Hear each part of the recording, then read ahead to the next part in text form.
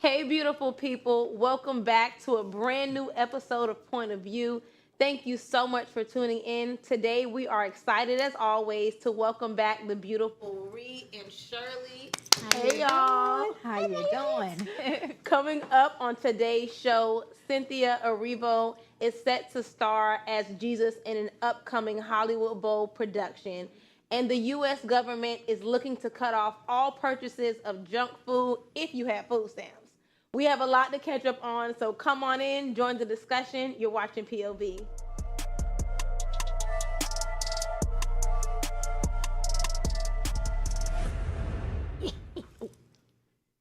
So Cynthia Erivo is set to play Jesus in the rock musical Jesus Christ Superstar at the Hollywood Bowl. Even though some people are excited and are really looking forward to this, others find it disrespectful and controversial. Social media is having mixed reactions. I was too, I'm not gonna lie. But I did a little bit of research on where y'all at with it. I don't like it. Let Jesus play Jesus. I don't like it. I don't like it not one You mean bit. that white Jesus? No. First of all, that's what that Jesus is no color. He is all colors, okay? So I hate when people like try to say, "Oh, Jesus white," or they try to, say something about no, he is all colors. Right. We don't know what he is. He all people. So you Right. can't put a color on that. That's a good point. That's how I feel about it. Maybe he light skin. I Look at don't it. see any issues. That also could have You been know what I'm saying? Mix light-skinned. it all together. Right. Yeah. I don't see any issues with Cynthia playing the musical. I think a lot of people may have been thinking that it's the film that we were watching in the 90s. Passion of the Christ. Yeah, the one where he was brutally beaten. We, suffered trauma as children from watching it. But the one that Cynthia is playing in, it's in my opinion, it's more satire than it is about Jesus Christ. It's not a holy play. So I feel like that would just be her, getting a new role. It's just fun. Playing. Yeah. Fun. And nothing is fun about it. So that's my That's issue that's with the play. That's Yeah. the point though. That's what I think people are But it's a classic. It's hoping. a classic play. Yeah. It's been around for years. Yeah. People have loved this play, and it's written by Andrew Lloyd Webber, was it? And Tim Rice. So, they're classic writers for Broadway shows. Yeah. And this has been this was on Broadway for years. And so now, they do it all the time. They always do a reprise, a revival of it all the time. And this for 3 days at the theater. So, I feel like I the don't people that know. are talking on social media ain't seeing it. Right. Because they were offended. I don't know what they were offended by. That's what I'd like to know. What was offensive about it? I think maybe possibly what was offensive, because initially I felt offended. But I think I was just comparing it before I knew that it was a satire, comparing it to, you were just playing this evil witch and, now you're going to be the holy Jesus. But it is news to me to find out that the play is not holy at all. Yeah. It's just blasphemous. Yeah, exactly. that's it. And I think that is what, That's not it. That's a big deal. offends That's people a huge altogether. deal. But Yeah. also in Wicked, she's actually not an evil witch.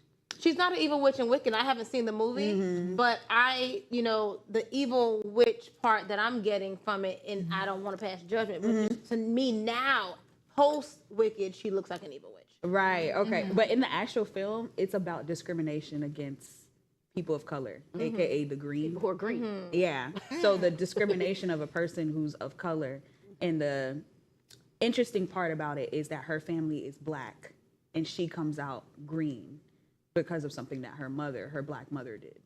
Wow. So this actually kind of sound good. It's actually really good. I feel like don't get caught up in the fact that it sounded good, because this is what the world tends to do. You know what? You're They right. try to use. Let me I feel say like they focus. try to use inclusion to bring all the devil stuff in. Oh, yeah. Yeah. So we don't need to be included in that. I ain't That's a watching good point. I changed my mind. Change my mind. Do we think? What do we think would be? Who would we think would be a better fit to play Jesus? I know that was an initial question of mine, but now I feel like it's on brand. They done picked her. It is blasphemous anyways. And Right. I mean, Jesus is a woman. Jesus married to Mary Magdalene as a woman. Somebody who got some whatever. wool hair. Lord, Like they I see. Now said. that's a whole other thing. No, I don't know if that's what's happening. But I mean, Yeah, I don't really know I'm not saying- what but I mean, role it's in blasphemy. Jesus she's going to be playing because. But they said she's gonna be She's playing a Jesus. title role, Jesus Christ Superstar. Yeah, but I know there's different. They had different Jesuses? Yeah, they had the different Jesuses. Different Jesuses. So I don't know. I don't know what role she's going to play as Jesus. What I do know is that the Bible says that God would not be mocked. Exactly. And so I'm interested don't to see with all this Especially now. mockery that has been going on, I'm interested to see maybe low key what we won't hear about on the back end, because a lot of these, not to say this is a demonic movie, but even when you think about, demonic movies and things like that, oftentimes they do have some type of spiritual interaction and there are things that happen. And so I want to see if she really gets any skinnier Yeah. and disappears. The musical's a little risque. So like I said, unless y'all gotta I go won't see be seeing it. I won't Yeah. be seeing it. If you have the stomach for it, tell me about it after the fact. But on to our next topic. The U.S. government is considering to ban food stamps from being used on junk food and sugary drinks. I got Coke in my cup right now. Agricultural Secretary Brooke Rollins thinks taxpayer money shouldn't fund unhealthy choices, especially for kids. So how do we feel about this? Should the government decide what people can eat? I mean, my opinion, I don't see nothing wrong with it. Because it's like, if I give you the money to get food, get the food. But your snacks, that's a privilege. You know what I'm saying? That's literally a privilege. So you buy snacks with your money that you make, since I'm paying for all the other stuff. I don't But think they do. should people who need financial help to pay for groceries in this messed up economy, should they not have the privilege of having something sweet every now and then? For one, and then the reason that I have a problem with it is also because America is one of the most unhealthy countries on the planet. Yeah, correct. And so I feel like in a way this is more controlling than it is concerning. I really what don't I believe feel. that they're concerned about- That's Yeah. what I You know what I'm felt like saying? about it. Yeah. So To me, it's Agenda 2021. And that's what, they have been doing this agenda for quite some time. It had been, it's like it started in Brazil like in I want to say 90 or something anyway. It's been a long plan. It was called Agenda 2021.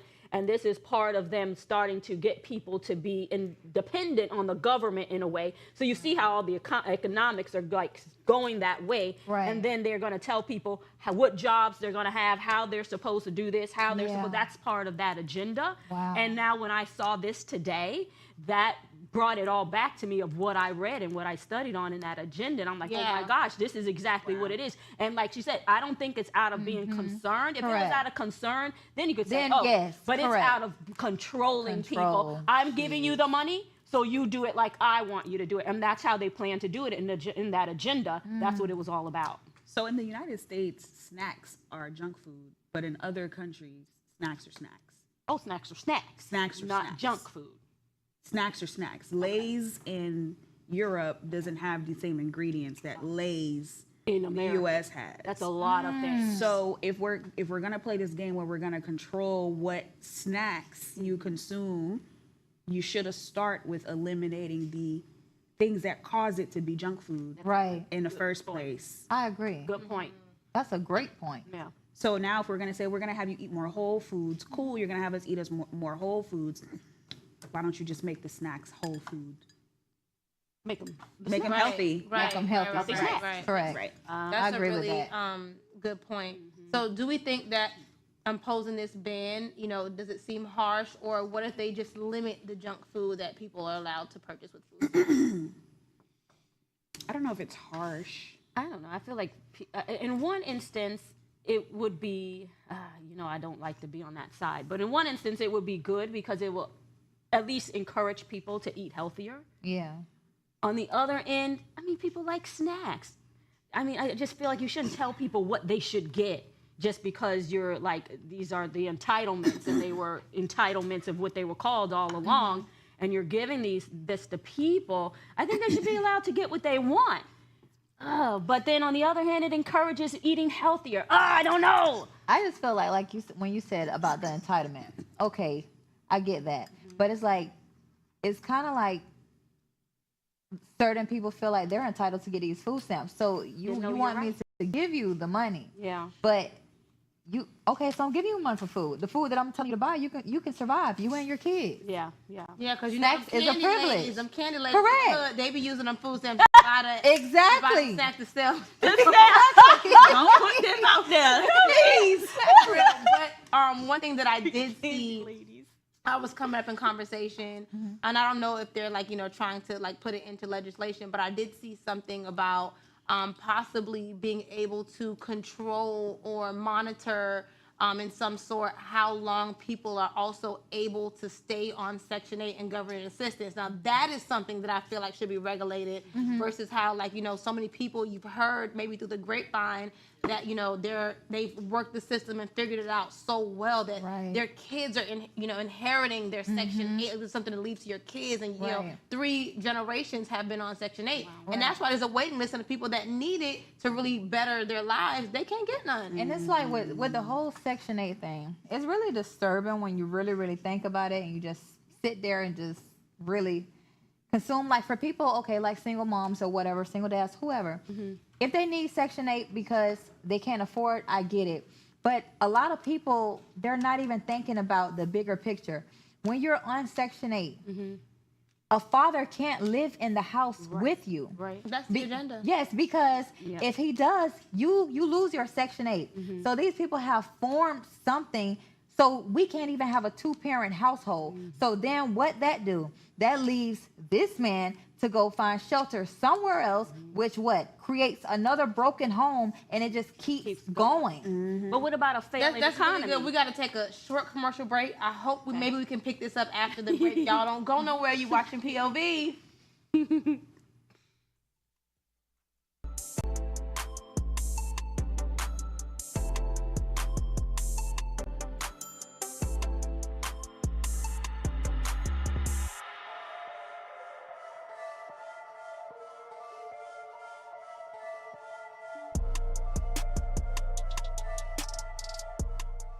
Special shout out to those of you that are sticking with us during the commercial break on our socials. Oh, me, it's the break. But we have a question for you guys at home and at the table. What is one lesson that you wish you learned earlier in life? I have so many, to be honest, but I feel like my number one, like I used to hear like my grandparents and stuff say, oh, wait till you're married. Right? That was gonna be but I never knew the importance of it, like to understand it even spiritually wise, like, so I'm just like, oh, okay, I'm gonna wait till I'm married, give my husband just whatever. And it's just like, hadn't I knew what I know now, it's like that really would have been a thing for real. And I just wish I would have just listened. For me, you should have bought that house when you were 7 years old. But no. But on the topic of buying a house, using some of the money that I've gotten when I was in my early 20s to save it towards purchasing a home and or purchasing a home in college and renting it out. Yeah. What about you, Raquel? What about me? There's a lot. You go ahead. I don't know. If it was me, definitely some. If it was me, I would be right where we was with it. I wish I would have, and we were taught, but just that there was a lack of understanding there. Right. So, I thank God nothing happens before it's time, but maybe things would have turned out differently. Who knows? It's all in God's will. So I thank Him for that. But we'll be right back to the show in a few minutes.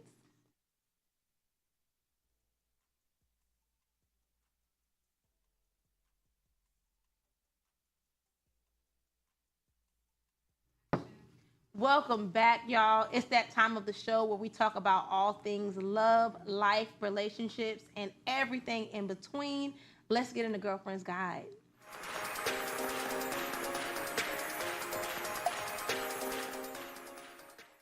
So, a Georgia woman's journey to motherhood took a heartbreaking turn after an IVF clinic implanted her with the wrong embryo.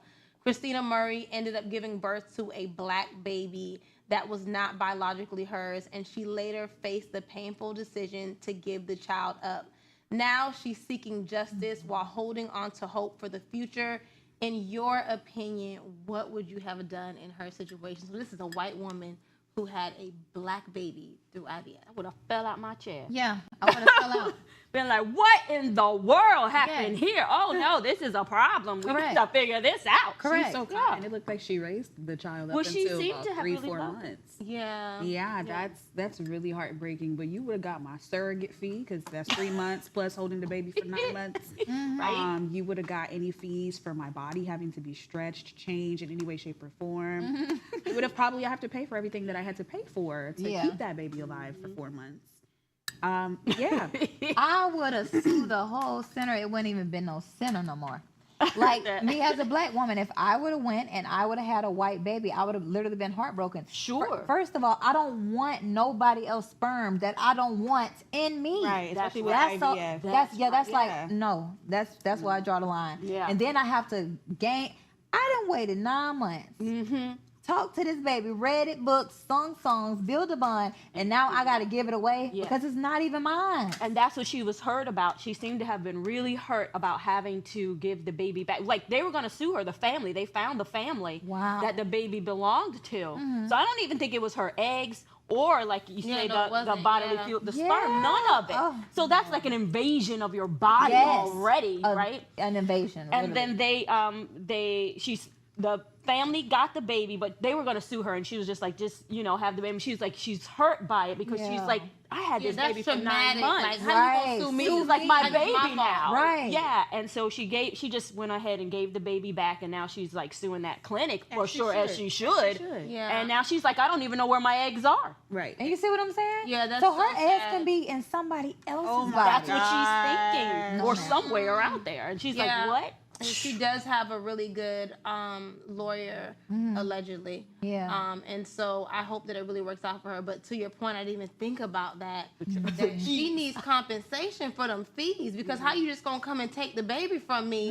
Y'all need to pay me back because even if they were storing their eggs or sperm or whatever at that same clinic, Right. had they wanted to utilize that, they would have had to pay. So Right. Well, I IVF think- is a pretty penny. I really Exactly. think it's the clinics. I think it's their bill because they're the ones who made Yes. such a flagrant mistake like Yeah. that. That's awful. Yeah, they said that her lawyer has represented thousands of people in IVF cases and things like this, and thousands of successful cases as well. So I'm really hoping that they can Yeah, she get gets her some something. serious money. Like she really They- need her name on that clinic. They had a show, her name on the clip. Period. Right. They had a show about this called Jane the Virgin. Yeah. And Jane I love went in. Jane. I used to love that show. And she went, I think she was just going to get an exam. Yep. And she ended up coming out of there pregnant. Yeah, No, they ma'am. inserted some. And she had never had sex with anyone. So that was shocking. Everyone was so Now shocked that by her you having think, this now baby. that you say that, why didn't Jane sue? Jane. Hello?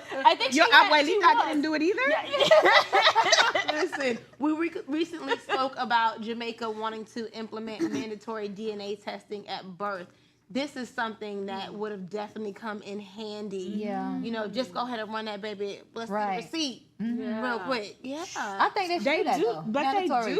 they do, and at least when you have a baby, your first blood test is a DNA test when you're pregnant. Oh. Your first blood test also confirms everything that you need to know in the first blood test. So, I done been How crazy. did- I ain't know about this. how- Now I've said yeah, it. well, but how did they not see that the baby's like? Okay, let's just say she decided to do genetic testing.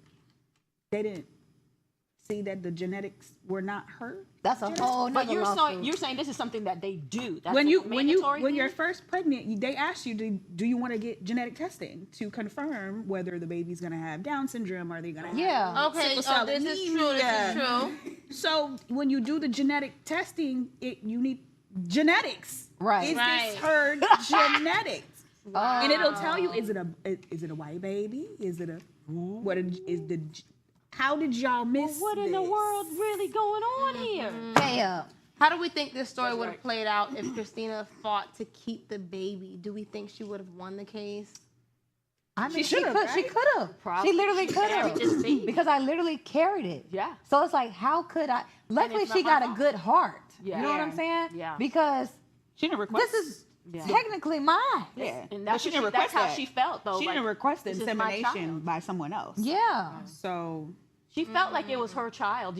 When I saw the video, she really seemed sincere about this is my baby. Right. But Aw. because of the DNA, she decided to give the baby to that family. Yeah. And now she's hoping to have a baby because she don't know where her eggs are. But now she has to do that Hopefully she again. has some And eggs. IVF treatment is hard from what I've heard from other Yeah. women. I've heard that. You constantly injecting yourself, making sure Praying that it's that's successful. successful. I'm like, imagine if that was her only opportunity to have a successful. And then IVF imagine the treatment. trauma, even when she's carrying a new baby, if she decides to do that, she could possibly lose the baby because it's too much trauma. Pay the Worrying bills. every day, wondering if it's yours or not. Right. That's too much. Oh my So gosh. low key, I feel like this thought of mine is controversial a little bit, but a part of me, when I initially heard the story, felt like as much as I, sympathize and I feel bad for her, it also made me feel like I know that IVF is a valuable tool, but God is the giver of life. And I feel like Yeah. sometimes when humans try to take so much control into Yeah. something being able, like life to be successful, then these are things that happen sometimes. And I know there are, it's going to be said, oh, some people can't have babies. I get it. I know it. I respect it. But I feel like if it's for them to have a baby, God don't give them a baby. That's correct. Yeah, but now it's time for our final segment of the day. Let's get into mind, body, and soul.